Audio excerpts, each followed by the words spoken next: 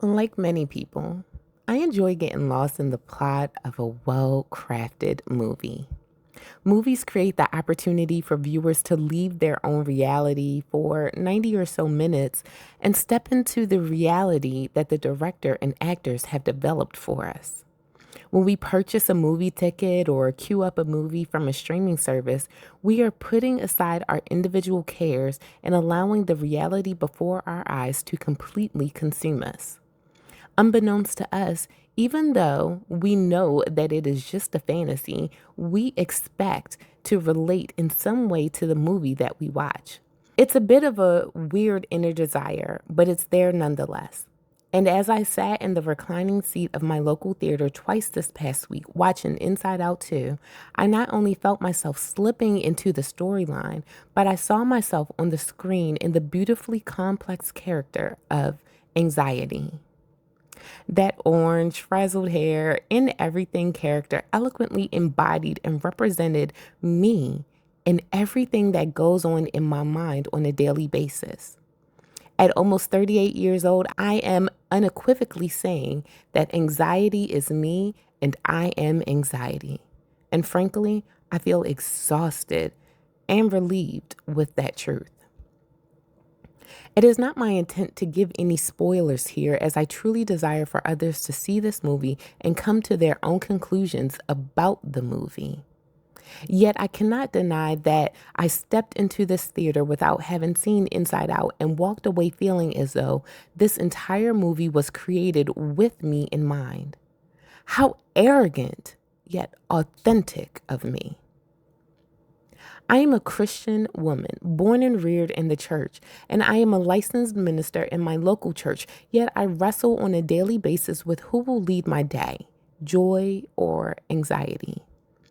You see, I am also a survivor of childhood rape, and I have been diagnosed with depression, ADHD, PTSD, OCD, and GAD throughout my life.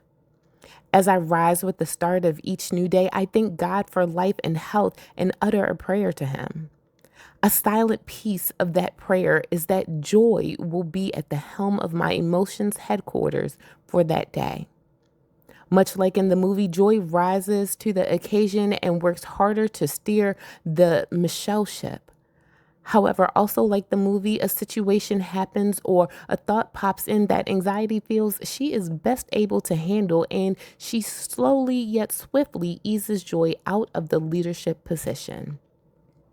While I am so grateful that sadness no longer leads my life like it did in years past, similar to Inside Out, I recognize all too well that anxiety feels like she knows what's best for my life. And Inside Out 2 saw me for who I am and how I feel. Anxiety sees a situation, immediately decides that danger looms, and springs into action to protect me from what lies ahead. My decision to write this today was based on the fact that I want other adults to be honest about themselves and how emotions impact us. All humans may face moments where they may be a bit anxious, but not every person battles anxiety. We may all get nervous as we prepare to give a speech to our colleagues. We may all get nervous as we wait for pressing test results to come back. We may all get nervous if we get pulled over for a routine police stop. Nervousness is one aspect of anxiety, and it is as common as breathing. Yet when that nervousness consumes us, changes our behavior, or prohibits us from living a typical life, it may be anxiety. Disclaimer: I am not a doctor. Please see a doctor if this sounds too familiar. For me, receiving the diagnosis of general anxiety disorder back in 2015 seemed like a blessing, explaining the cause for the feelings that were running rampant in my head. It seemed like the best way for me to tell other people to approach me with caution, because internally I felt like a grenade without its pin, ready to explode at a moment's notice. However, in all reality, the diagnosis said that something was truly wrong with me and that I would never be normal. In all honesty, I truly forgot about my diagnosis until recent days when I had felt anxiety coursing through my veins in a way that I cannot explain. Anxiety was reclaiming her throne, and I didn't know why. I honestly do not know what changed, but one day I woke up and shortly after watching Joy start her shift, anxiety locked her away and began to control my day. I ran various scenarios through my mind about what could possibly happen in that day, few of them positive and all of them causing me to cower in my bed. When anxiety is at the helm, the only thing that I want to do is stay in my bed to avoid people. My anxiety partners handsomely with loneliness, and together they tell me that I am safer in solitude, safer when I'm not with others, safer when I drown myself in my fears. That's a lie. I know it is. But in the moment, it sounds so good. This is where Pixar comes in. Inside Out 2 showed me that not only am I not alone in this world, but that other people face the same issues. I also learned that all of my emotions are friends working together for the complete good of me. Truthfully, anxiety is just my mind's way of trying to be in control of the things that God has deemed his priority and not mine. That's where the arrogance kicks in.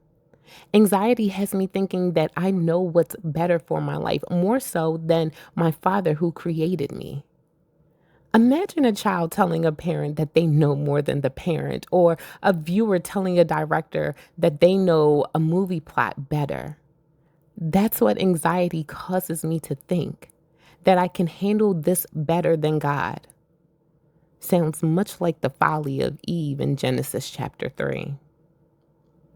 Thank you, Disney and Pixar, for allowing me to see me on the screen and for reminding me that every situation in my life has a purpose and helps create my core belief system. I am seen. I am safe. I am loved. And so are you, beloved. In Christ, we are all these and more. Today and every day, please allow God to guide your life. Give him everything, big and small, and let him handle it all. Be blessed.